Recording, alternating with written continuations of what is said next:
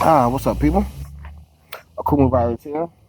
This is gonna be a flat Earth video aimed at the video that Nathan Oakley, I guess, just put out on me about the time I was on the show. I always go on this show. I BS around a lot. They never get what I say right, so I'm tired of that bullshit. So I'm gonna explain what I meant since they can never get the shit right.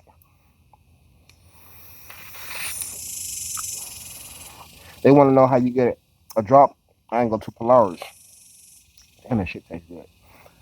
It's using a theodolite on your phone. I'm not gonna show you this old busted phone that I don't use. I'm not gonna show you any of my real phones right now. Um, but it's same premise. It's something that you can do on your own.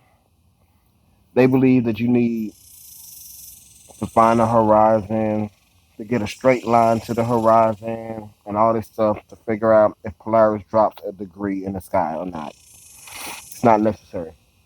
This is all you gotta do. You try this yourself.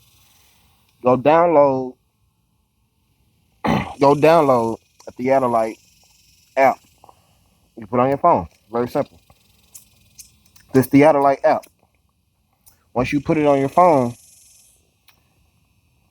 you zero it out where you want your zero to be, basically. Where you want your 0 degree starting marker, that's where you zero it out at.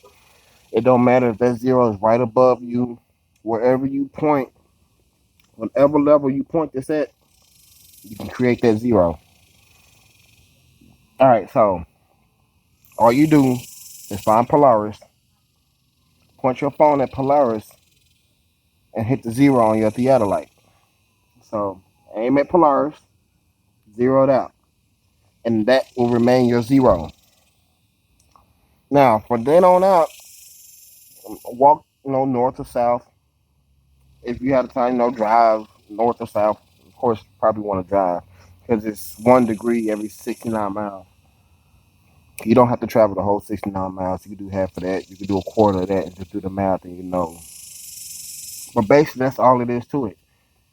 You point your zero out at Polaris, whether it's right above you, whether it's 45 degrees, don't matter. Wherever it is, you find Polaris, zero it out. From there, you either walk north or you can walk south. And you will notice that this is your starting point. So y'all want an angle and all this stuff, all right, this is what you do. You have one line here. Where Polaris moves will be the other line. So if Polaris is dropping, there you go. You know if it drops 1 degree, 2 degrees, 3 degrees, whatever. Or if it's rising, it's going to rise 1 degree, 2 degrees, four degrees, whatever. You don't need to aim at the horizon. You don't need to know a 90 right above you. You don't need Polaris right above you either. All you need is a starting point for Polaris. And once you start walking north or south, you will notice Polaris will either rise or fall. And that's how you get a circumference. And with that circumference, you can get a radius. You don't need the horizon to get a radius, even though that is a technique that you can use to see how close you can get to the actual radius.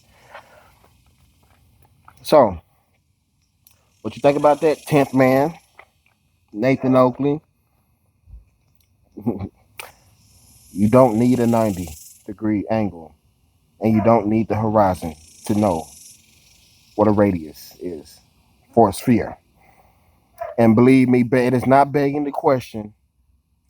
If you're looking for a radius, that means you're on a sphere or something circular. If you don't know what the shape is, you shouldn't be looking for a radius. I know what the shape is.